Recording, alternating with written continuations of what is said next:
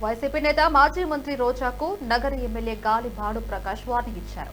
దొంగే దొంగ దొంగ అని అరిస్తే భయపడే వాళ్ళు లేరని అన్నారు. గంజాయి అమ్మే వాళ్ళు ఎవరైనా జైలుకు పోవడం ఖాయమని వదిలేది లేదని హెచ్చరించారు. వైసీపీ నేతలు ఇప్పుడు కూడా బియ్యం, ఇసుక, గంజాయి వ్యాపారాలు చేస్తూ ఉన్నారని ఆరోపించారు. చాలా వాటిలో రోజా, ఆమె కుటుంబ సభ్యులకు సంబంధాలు ఉన్నాయంటూ నగర ఎమ్మెల్యే గాలి భాను ప్రకాష్ సంచలన ఆరోపణలు చేశారు. గంజాయి అమ్మకాల్లో దొరికితే మాత్రం వాళ్ళని మెడ పట్టుకుని లాక్కెళ్లి లోపల వేస్తామంటూ తీవ్ర వ్యాఖ్యలు చేశారు. నగరిలో రోజా కుటుంబం అరాచకాలు భరించలేక 45,000 ఓట్ల తేడాతో ఓడించారని విమర్శించారు.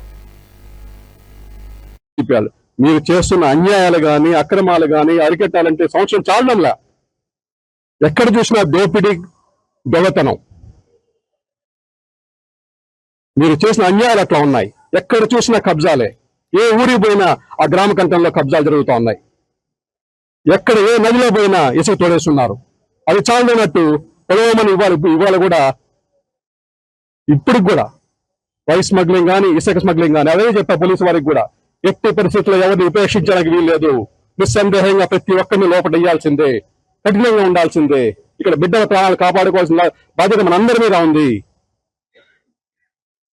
గంజాయి ఎట్టి పరిస్థితుల్లో ఇక్కడ ఉండడానికి వీల్లేదు.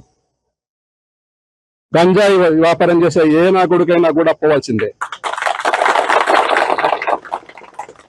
చాలా వాటిలో రోజా వాళ్ళ ఫ్యామిలీ ఇన్వాల్వ్ అయ్యింది, అయినా ఉపేక్షిస్తున్నాం. కానీ గంజాయిలో దొరికితే మటు ఎట్టి పరిస్థితుల్లో మెడ ఈడ్చుకొని లోపడేస్తాం,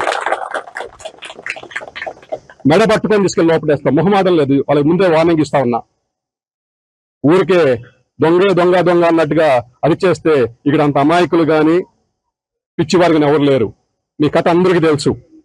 మీరు చేస్తున్న అన్యాయాలు గాని అక్రమాలు గాని లూటీలు గాని పంచుకొని తినడాన్ని గాని అవన్నీ మీరు చూశారు, విసిగిపోయారు. కాబట్టి 45,000 ఓట్లు మెజార్టీ ఇచ్చారు. మిమ్మల్ని అసహించుకున్నారు, మీరు వద్దని వేశారు.